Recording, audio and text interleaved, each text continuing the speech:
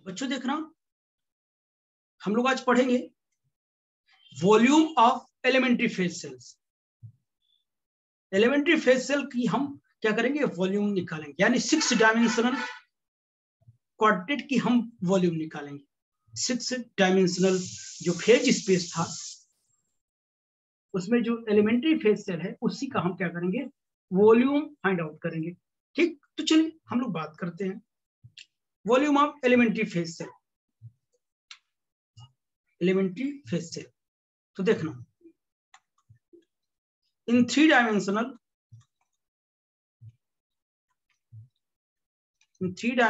space, the volume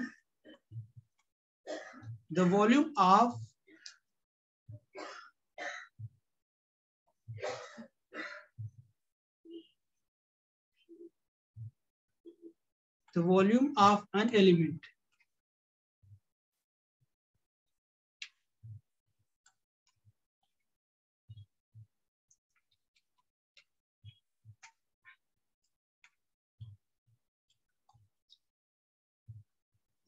तो बताइए 3 dimensional space में वॉल्यूम ऑफ एन एलिमेंट, किसी एलिमेंट की जो वॉल्यूम होगी वो कितनी होगी, dv will be equal to, आपको पता है dx dy और dz।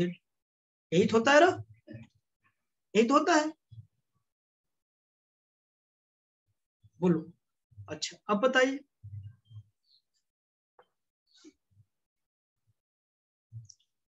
Similarly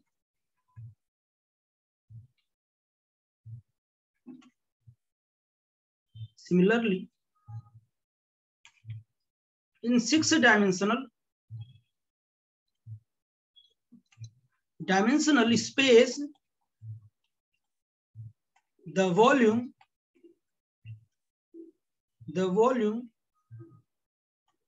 of an element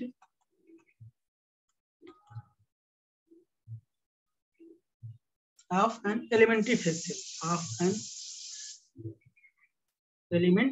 cell,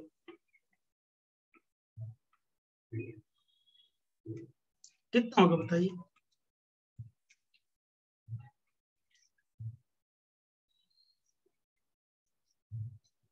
कितना होगा, तो 6 डायमेंशनल की अगर हम वॉल्यूम निकालें तो इसे डी टाउ से रिप्रेजेंट करते हैं,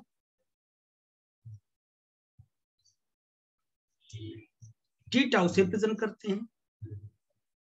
तो ये वॉल्यूम होगा, तो ये डी टाउ में 2 तरीके के होंगे, एक तो dx dy dz, ये वॉल्यूम स्पेस हो गया,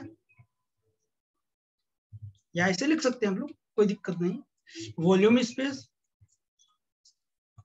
स्पेस इनटू मोमेंटम स्पेस, तो d tau will be equal to कितना, dx dy dz into dpx dpy और dpz होगा। चलिए इसको मैं अलग अलग कर लेता हूं, dx dpx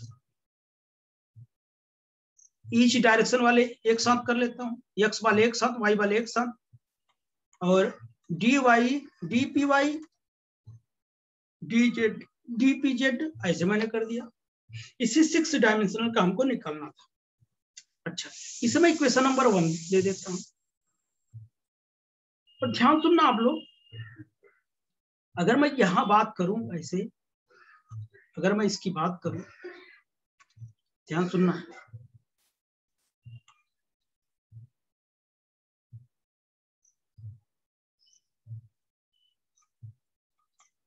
consider the term dx into dpx, एक टर्म को कंसीडर कर लिया मैं इसको, ठीक। देखना, तो इसकी यूनिट्स बताई कितनी होगी, इसकी जो यूनिट होगी, यूनिट इस क्या होगी, इसका तो मीटर होगा, इसका क्या होगा, किलोग्राम, क्योंकि p बराबर mv होता है, किलोग्राम मीटर पर सेकंड हो जाएगा। तो इसे मैं लिखूंगा m square metre square kg by second kg by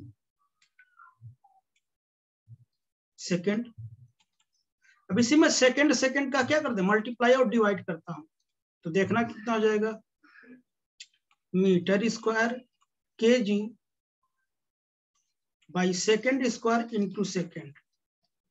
और ये क्या होते हैं, एनर्जी की यूनिट होती है, और ये टाइम है, यानी क्या लिखा है, energy into time, energy into time होता है,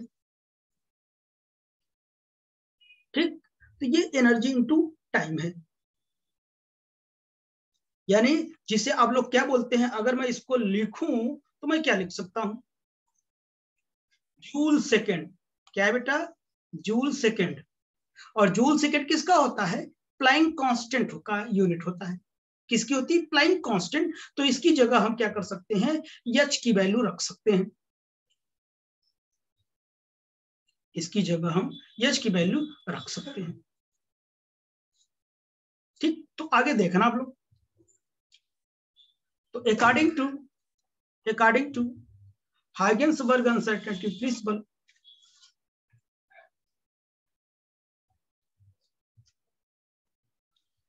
according to uncertainty principle, वही हाइगेंसबर्ग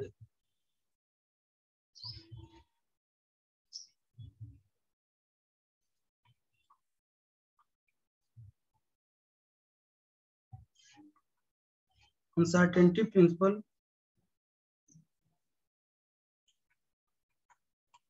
अनसर्टेनिटी प्रिंसिपल क्या होता है बेटा,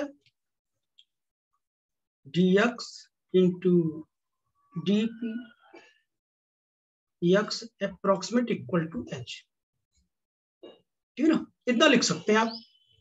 वेयर h क्या है, where h is Planck constant, Planck constant.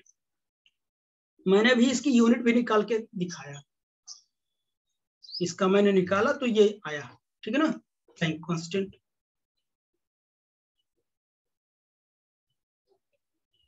तो इतनी बात हो गई। और क्यों सेटिस्फाई हो रहा, क्योंकि इसकी भी एनर्जी जूल सेकेंड, इसकी भी यूनिट जूल सेकेंड हो रही है, ठीक है ना। तो अब बताइए, इसी तरीके से हम क्या लिख सकते हैं, बताइए, similarly D Y into D P Y को मैं क्या लिख सकता हूँ, ये भी एच लिख सकता हूँ, d z into D p z will be equal to h लिख सकता हूँ, ठीक है ना। अब यूजिंग इक्वेशन वन,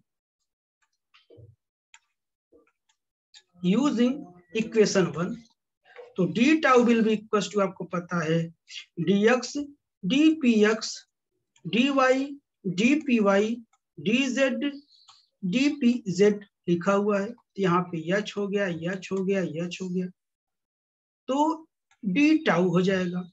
और जो डी टाउ आएगा हमारा कितना आएगा, D tau will be equal to H Q आएगा। यानी ये हमारा क्या हो गया, वॉल्यूम हो गया, volume of elementary phase cells of 6-dimensional space, 6-dimensional space का जो elementary phase cell की ये क्या होती है, वॉल्यूम होती है। समझ गए मेरी बात, तो ये बड़ा इंपॉर्टेंट है, आप भूलना नहीं, ठीक है ना। तो आई होप कि आपको ये टॉपिक समझ में आया होगा।